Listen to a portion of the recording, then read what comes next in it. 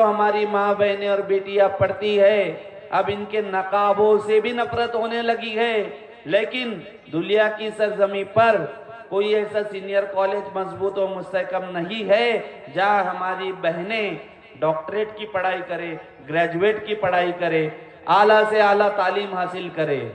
तो हमें जो है हमारे बुनियादी हुकूक के लिए लड़ना होगा, हमें जो है हमारे अधिकारों के लिए लड़ना होगा और हमारी क़यादत को यहाँ पर लाना होगा। जैसा कि आप तमाम हजरात जानते हो कि हैदराबाद की सरजमी में असदुद्दीन अवैसी साहब की जमात की तरफ से तमाम सियासी आमदार चुने गए हैं। महानगर पालिका में सारे कॉरपोरेटर चुने गए हैं, मेयर चुने गए हैं और मजलिस इत्तेहादुल मुस्लिमीन की ताकत को हैदराबाद के मुसलमानों ने मजबूत और मुस्तहकम बनाया है।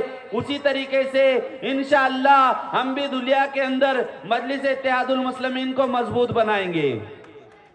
ये मजबूत बनाने का फायदा क्या हुआ मेरे भाइयों, आज तुमको बताना चाहूंगा कि हैदराबाद के अंदर 7 से जाहिद स्कूलें बैरिस्टर असदुद्दीन अवैसी साहब और जनाब अकबरुद्दीन अवैसी साहब की तरफ से चलाई जाती है।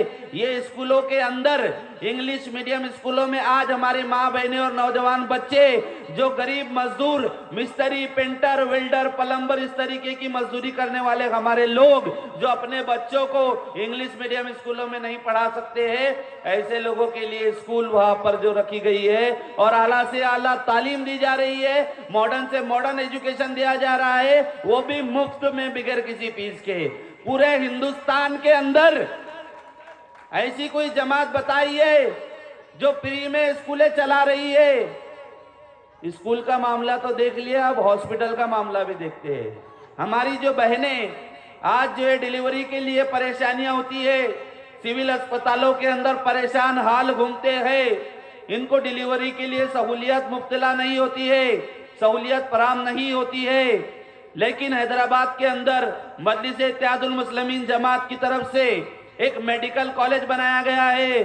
मेडिकल कॉलेज के अंदर हमारी जवान बहनें, हमारी माएँ और हमारे अंदर जो बीमार लोग हैं अपना इलाज करने के लिए गरीब लोग जाते हैं और हमारी कौम मिल्लत की लड़कियां वहां पर डॉक्टर की तालीम हासिल करती है, डिलीवरी के डॉक्टर, MBBS डॉक्टर और बहुत सारी डॉक्टरेट की पढ़ाई करती है और हर इलाकों में निकलती है कौम की खिदमत करने के लिए। तो मेरे भाइयों, हैदराबाद के अंदर दवाखानों के अंदर 10 रुपए 15 रुपए के अंदर इलाज अवेलेबल किया जाता है। ये काम है मजलिस इत्तेहादुल मुस्लिमीन का।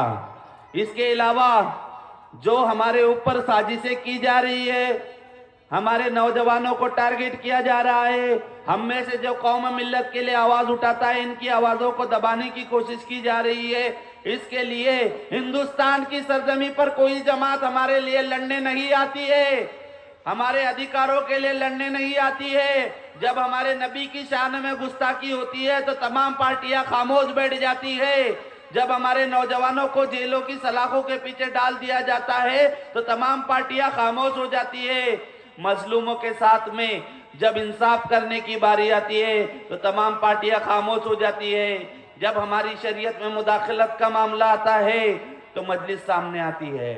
जब जो है हम पर जो हमारे नौजवानों को जेल की सलाखों के पीछे डाल दिया जाता है तो मजलिस आवाज बुलंद करती है। जब जो 3 तलाक का मामला आता है तो मजलिस आवाज बुलंद करती है। जब जो है गौरक्षा के नाम पर मजलूमों को सताते हैं तो मजलिस आवाज बुलंद करती है। जब हमारी बहनों के बुर्का पहनने पर पाबंदियां लगाई जाती है तो मजलिस आवाज करती है। तो मेरे भाइयों, जब मुसलमानों के हक के लिए, न्याय व हक के लिए, हर तरह का जवाब देने के लिए मजलिस इत्तेहादुल मुस्लिमीन आवाज लगा